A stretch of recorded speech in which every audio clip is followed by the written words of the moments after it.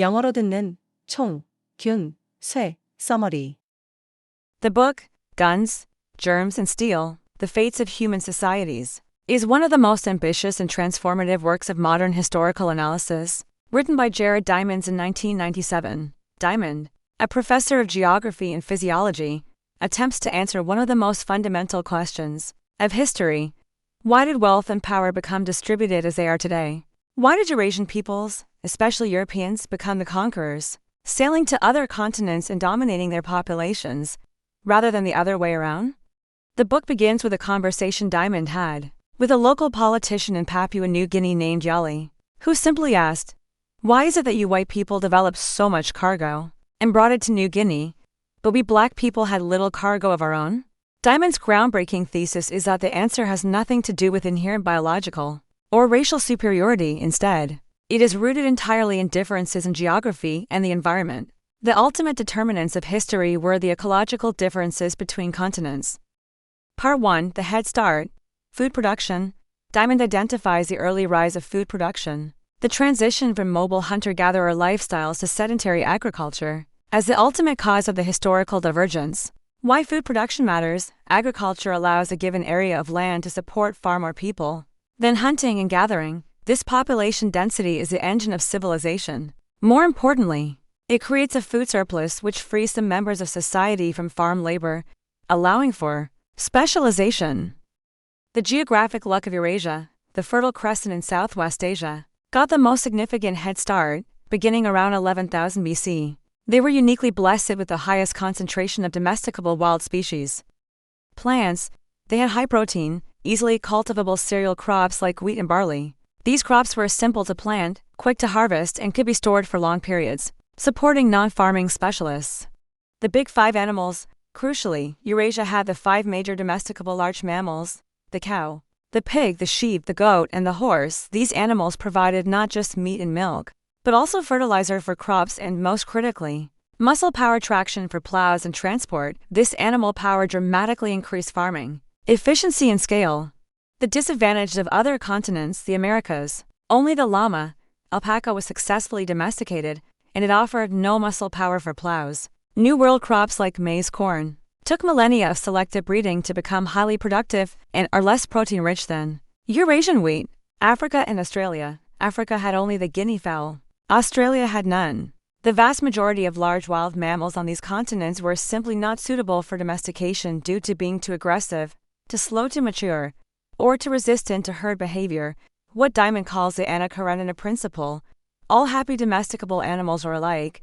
Every undomesticable animal is undomesticable in its own way. Part 2, The Role of Continental Axes. Once food production began, the shape and orientation of the continents dictated how quickly these innovations spread. The east-west advantage Eurasia. Eurasia is much longer along an east-west axis, because locations along the same latitude share nearly identical climate, day length, and habitat types. Crops and livestock could spread rapidly across thousands of miles. Wheat cultivated in the Fertile Crescent could easily be grown in Europe and China. This meant that any innovation developed in one part of the continent quickly benefited the entire continent, accelerating the overall pace of development.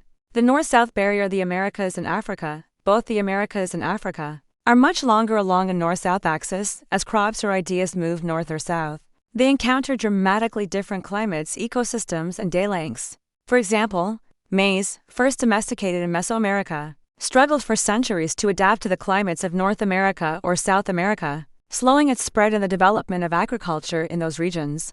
The movement of inventions like the wheel or writing also faced cultural and ecological barriers along this axis. Part 3, The Proximate Causes of Conquest. The rapid spread of agriculture, population density, and specialization in Eurasia created the four proximate immediate causes that gave European conquerors their decisive advantage. 1.